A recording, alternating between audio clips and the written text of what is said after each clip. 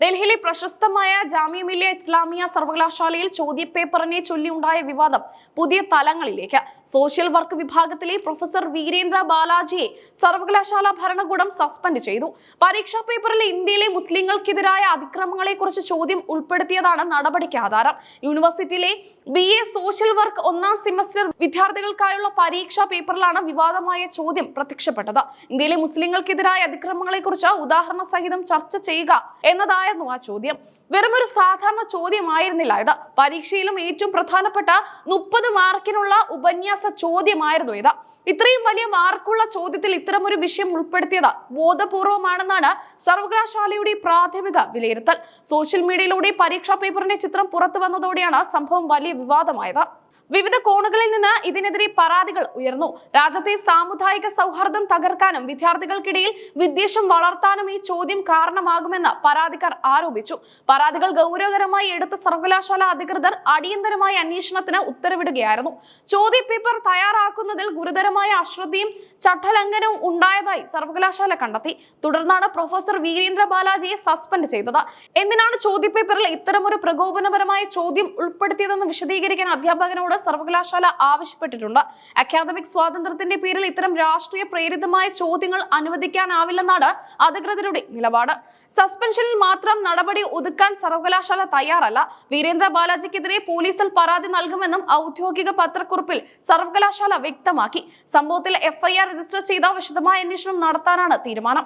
അന്വേഷണം പൂർത്തിയാകുന്നതുവരെ ഡൽഹി വിട്ടു പോകരുതെന്ന് പ്രൊഫസർക്ക് കർശന നിർദ്ദേശം നൽകിയിട്ടുണ്ട്. അന്വേഷണവുമായി പൂർണ്ണമായും സഹകരിക്കണമെന്നും തെളിവുകൾ നശിപ്പിക്കാൻ ശ്രമിക്കരുതെന്നും സർവകലാശാല ആവശ്യപ്പെട്ടു. ഈ സംഭവത്തെ തുടർന്ന് സർവകലാശാലയിലെ പരീക്ഷാ സമ്പ്രദായങ്ങളെ കുറിച്ച് വലിയ ചർച്ചകളാണ് നടക്കുന്നത്.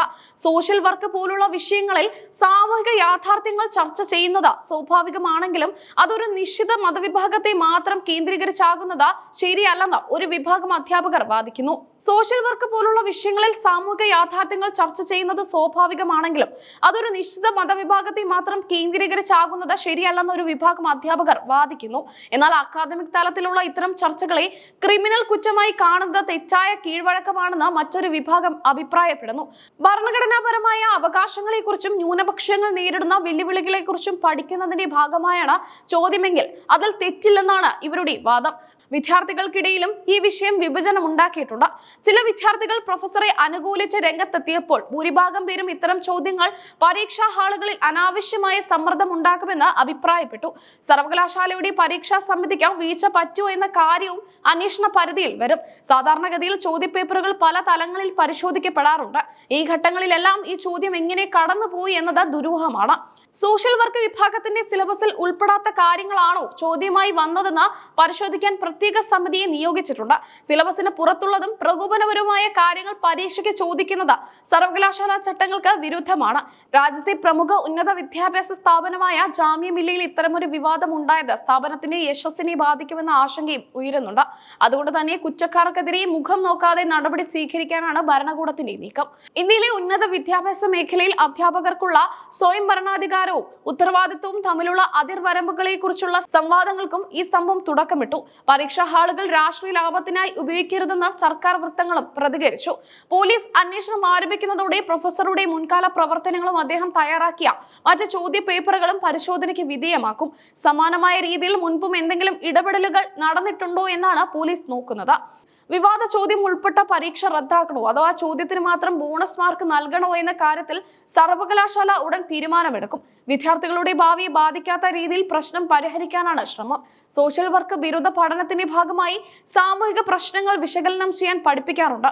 എന്നാൽ അത് വസ്തുനിഷ്ഠമായ രീതിയിലായിരിക്കണമെന്നും ഏതെങ്കിലും വിഭാഗത്തെ തരം താഴ്ത്തുന്നതോ പ്രീണിപ്പിക്കുന്നതോ ആകരുതെന്നും സർവകലാശാല ചട്ടങ്ങൾ പറയുന്നു. അധ്യാപകന്റെ ഭാഗത്തു നിന്നും ഔദ്യോഗികമായ മറുപടി ഇതുവരെ പുറത്തു വന്നിട്ടില്ല. തന്റെ അക്കാദമിക് സ്വാതന്ത്ര്യത്തെ ചോദ്യം ചെയ്യുന്ന നടപടിയാണിതെന്ന് അദ്ദേഹം കോടതിയിൽ വാദിക്കാൻ സാധ്യതയുണ്ടെന്ന് നിയമവിദഗ്ധർ ചൂണ്ടിക്കാട്ടുന്നു. ജാമിയ മില്ലിയയിലെ ഈ വിവാദം വരും ദിവസങ്ങളിൽ ദേശീയ രാഷ്ട്രീയത്തിലും വലിയ ചർച്ചകൾക്ക് വഴിമാറുമെന്ന് ഉറപ്പാണ്.